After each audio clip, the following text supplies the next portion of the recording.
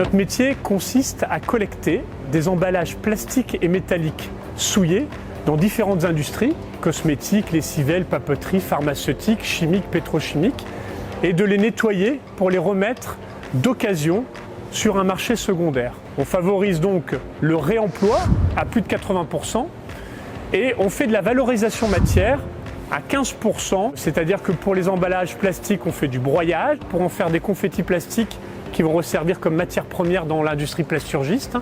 Et on va presser également des fûts métalliques non réutilisables pour la sidérurgie. Les 5% restants étant les déchets ultimes qui repartent vers des centres de traitement. On a mis en place notre propre station de traitement d'eau zéro rejet, c'est-à-dire qu'aujourd'hui, nous avons une consommation d'eau annuelle qui est l'équivalent de 15 foyers habitants, c'est-à-dire 1500 m3 d'eau par an, ce qui est assez ridicule au vu d'une activité de lavage comme la nôtre. On a 4 usines en France qui nous permettent de mailler le territoire et qui nous permettent d'être au plus proche des pôles industriels et donc de limiter l'empreinte carbone dans l'utilisation des camions. On surfe sur une activité qui est dans l'air du temps.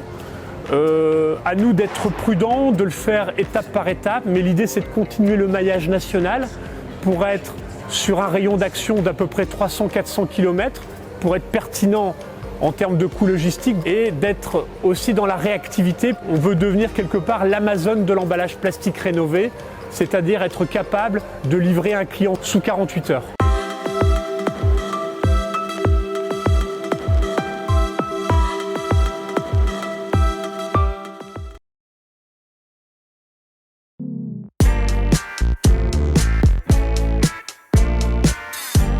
Le groupe Baron aujourd'hui, en quelques chiffres, c'est 420 collaborateurs répartis sur 14 sites en France avec un chiffre d'affaires de 50 millions d'euros, dont 30% à l'export et avant tout une entreprise 100% familiale. Ce qu'on fait, c'est qu'on conçoit et on fabrique des équipements de production sur mesure, clé en main.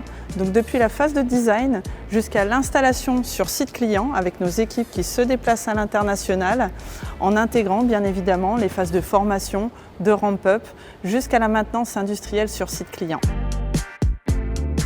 Nous travaillons dans différents secteurs d'activité, l'automobile, l'aéronautique, le militaire, la pharmacie, la cosmétique, le luxe. Et c'est pour répondre aux exigences de chacun de ces secteurs que nous avons fait le choix d'intégrer dans notre chaîne de valeur les différents corps de métier industriels. L'automatisme, la robotique, la vision industrielle, la mécanique, la maintenance. Grâce à l'ensemble de ces expertises au sein du groupe, nous sommes capables de les mobiliser pour finalement développer de nouvelles briques technologiques et faire face aux enjeux de l'industrie 4.0. Nous avons structuré au sein du groupe Baron un département R&D Innovation qu'on a nommé le Baron Lab Expert. Dans ce laboratoire, nous sommes amenés à tester toutes les nouvelles technologies et à les implanter directement dans nos machines. Parmi les choses que nous déployons chez nos clients, nous avons la partie de validation de phase d'étude au travers de la réalité augmentée. Cet outil nous permet aujourd'hui de pouvoir valider avec le client l'ergonomie de la machine, les performances de la machine, et cela permet au client aussi de pouvoir se projeter dans son usine et de pouvoir faire participer l'ensemble des collaborateurs pour la réussite du projet. Aujourd'hui, la robotique et l'automatisation sont des secteurs qui sont fortement portés par la politique industrielle actuelle et nous sommes heureux de pouvoir porter aussi à l'international le savoir-faire français.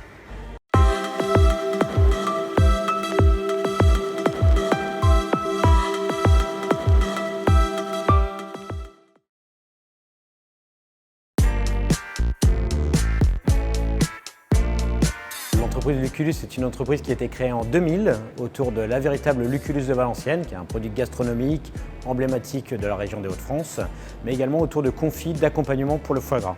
C'est une entreprise que j'ai repris en 2009 avec un associé britannique qui s'occupe aujourd'hui du marché export, notamment en Angleterre, avec mon bras droit également qui est associé. Notre valeur, c'est vraiment de proposer des produits les plus haut de gamme pour le grand public. Et donc pour ça, il nous fallait une usine performante, une usine efficace et dans un cadre aussi où on pouvait améliorer les conditions de travail, rendre notre croissance sereine et efficace.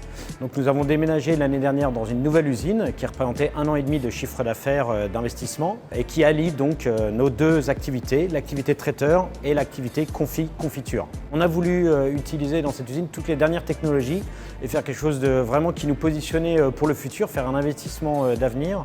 Donc on récupère toutes les calories des groupes froids pour réchauffer nos eaux de lavage. On traite nos eaux souillées avec notre propre station d'épuration.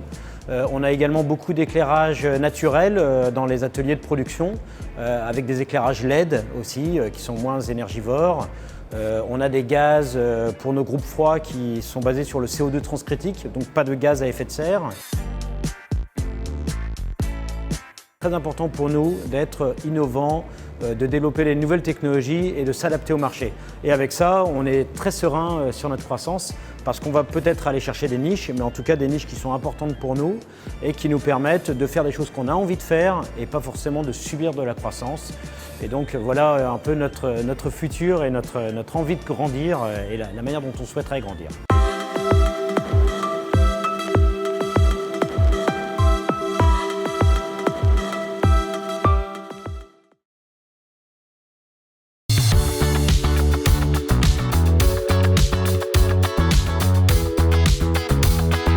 Mallanger, c'est une imprimerie qui a été créée en 1908 par M. Albert Mallanger, société que j'ai repris dans les années 2000, mais cette fois-ci pour l'orienter sur l'emballage souple, c'est-à-dire qu'on est fabricant d'emballage souple pour les industries agroalimentaires et cosmétiques. Nous sommes fabricants de sachets pour ce que vous allez retrouver dans tous les linéaires. L'innovation, c'est quelque chose qu'on a démarré en 2015. Je ne pensais pas qu'une PME de notre taille pourrait faire de la recherche et développement. Néanmoins, on a été aidé par l'ANR, l'Agence nationale de la recherche, pour créer un laboratoire commun avec le laboratoire du CTP, Centre technique du papier, qui est basé sur Grenoble, avec 123 ingénieurs-chercheurs, mais qui a une spécificité puisqu'ils ont une douzaine d'ingénieurs qui sont basés sur Douai. L'objectif, ça a été de mettre au point et de créer des emballages qui soient recyclables dès 2015. Et on a pu, comme ça, mettre sur le marché les premiers emballages recyclables en base papier à partir de 2018. Et aujourd'hui, on a une vingtaine de supports spécifiques, toujours en base papier, mais qui peut comporter aussi des protections pour les produits qu'ils doivent contenir, c'est-à-dire vis-à-vis de l'oxygène, de la vapeur d'eau, enfin des différents éléments extérieurs. L'avenir, je le vois plutôt très bien avec une multiplication par 2 du chiffre d'affaires, puisqu'on est quand même sur un marché qui est très porteur actuellement, sur tout ce qui est recyclable, et c'est de garder bien notre axe, d'être sur des emballages qui soient totalement recyclables et qui soient éco-responsables et le plus nature possible, par respect de l'environnement et par respect de toutes les personnes qui vont utiliser les différents emballages.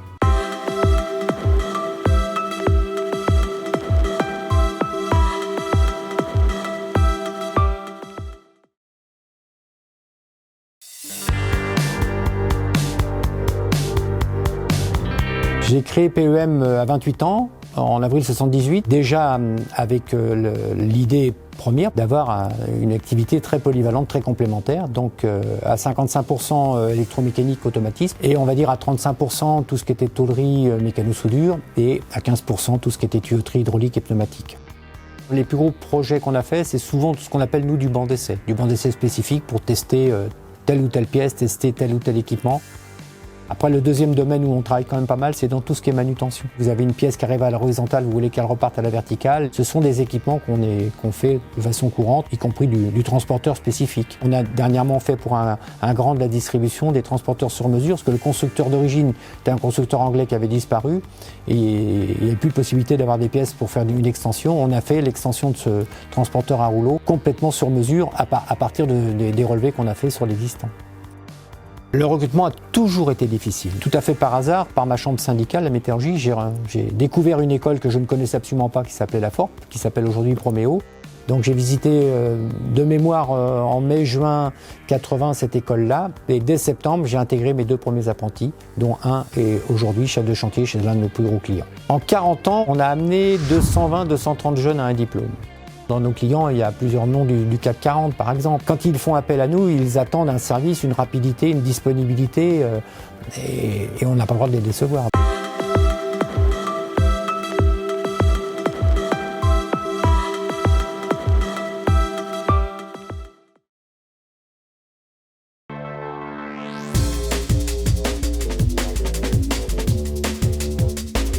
Sotrenor est une entreprise créée au début des années 90, qui est une filiale du groupe Veolia, spécialisée dans le traitement des déchets dangereux. Nos clients sont issus de l'ensemble des activités industrielles, de la chimie, de la mécanique, l'automobile, la cosmétique, une activité aussi autour des déchets provenant des particuliers et des ménages, les déchets dangereux collectés dans les déchetteries.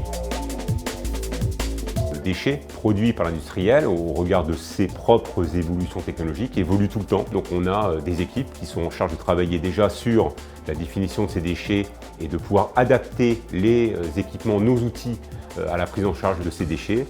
Et puis on a bien évidemment des travaux de plus long terme, moyen long terme, sur des technologies permettant d'aller vers plus de recyclage, vers plus de valorisation, et puis de gros travaux qui sont menés et engagés autour de la diminution de notre impact environnemental global, que ce soit en termes d'émissions de carbone ou que ce soit en termes d'émissions de polluants dans le milieu naturel. L'eau est une ressource aussi importante que l'énergie. Donc, nous avons mis en œuvre différents traitements, le biologique, l'évapocondensation. C'est pas moins de 20 000 mètres cubes d'eau qui sont détournés de l'incinération vers ces filières et cumulés aux eaux pluviales qui sont récupérées sur le site, c'est pas moins de 50 000 mètres cubes par an qui ne sont pas prélevés dans le milieu naturel et qui servent de ressources pour l'entreprise au niveau de sa filière incinération.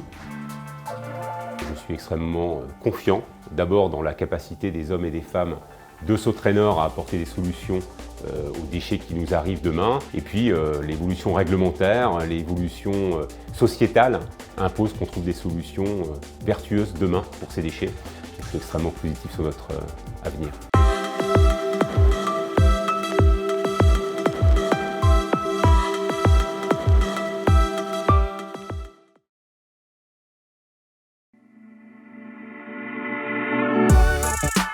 UTT est une entreprise familiale. Je dois être la 5e génération qui poursuit l'aventure. On a comme activité principale une activité textile et plus particulièrement, on est des filateurs et des teinturiers. L'entreprise, elle a évolué énormément au fur et à mesure des années, mais elle a gardé en permanence toujours la même dynamique autour de l'innovation et ce qui a permis de perdurer et de continuer à exister dans le temps et de continuer à produire dans la région du nord de la France. On a eu une évolution forte en développant une société sur les textiles techniques qui s'appelle Imatec. D'un autre côté, sur le textile traditionnel, on fabrique du fil aussi bien pour de l'habillement et de l'ameublement en tournant tous nos produits vers des produits recyclables ou écologiquement responsables. On a créé une marque qui s'appelle Kesa. On développe actuellement tout un travail de R&D pour mettre au point des produits pour pouvoir réutiliser les matières qu'on utilise. Nous utilisons des matières recyclées à partir de jeans post-consumer collectés en Europe. Ensuite, ça va être remis en fibre. Nous avons travaillé avec différents partenaires pour arriver à faire ces fils qui peuvent ensuite être utilisés pour faire des pulls ou pour faire du tissu ou encore des chaussettes. On exporte à 3 heures d'avion autour de chez nous, c'est-à-dire qu'on est des exportateurs principalement en Europe, dans les pays de l'Est et dans le Maghreb.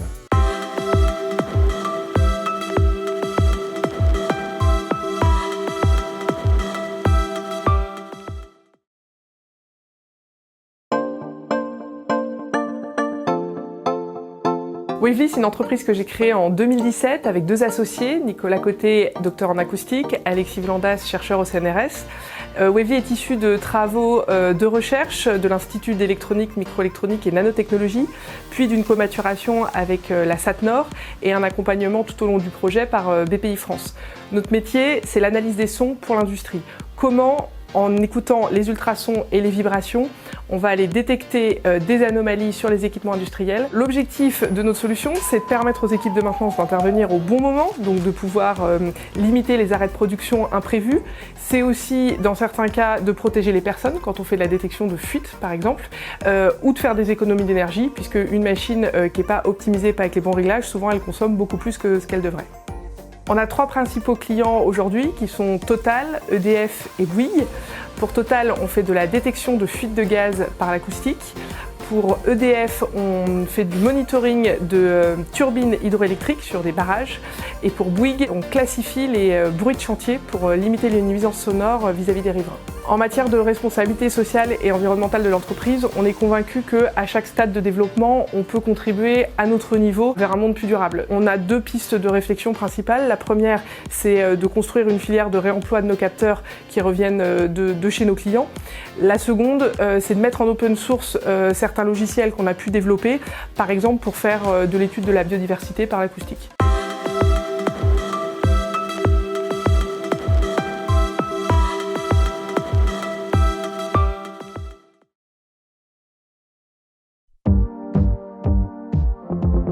Ideal Fibre Fabrics Comines fait partie du groupe belge Beaulieu International spécialisé dans les revêtements de sol. Ideal Fibre Comines fabrique du fil pour réaliser des tapis, de la moquette pour l'automobile, pour les professionnels et particuliers. Et le site emploie 180 collaborateurs. En matière de recherche et développement, nous travaillons beaucoup actuellement sur des produits fabriqués à base de produits de granules recyclés. Nous sommes dans le métier du plastique et il est important pour nous d'être le moins impactant possible pour la planète. Pour le développement durable, ce que nous faisons concrètement, c'est que nous impliquons l'ensemble des collaborateurs dans leur quotidien afin qu'ils fassent le lien dans leurs actions avec les objectifs de développement durable.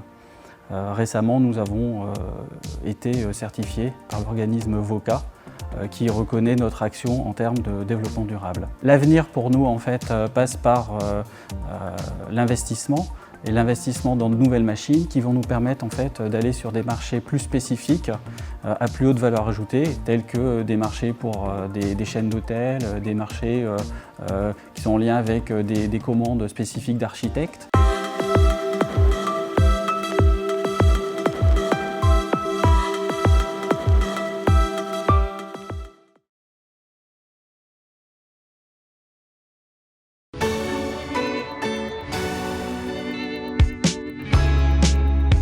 BRM est une société située dans l'Oise, à Creil, une PME de 12 millions d'euros de chiffre d'affaires, avec aujourd'hui 250 collaborateurs.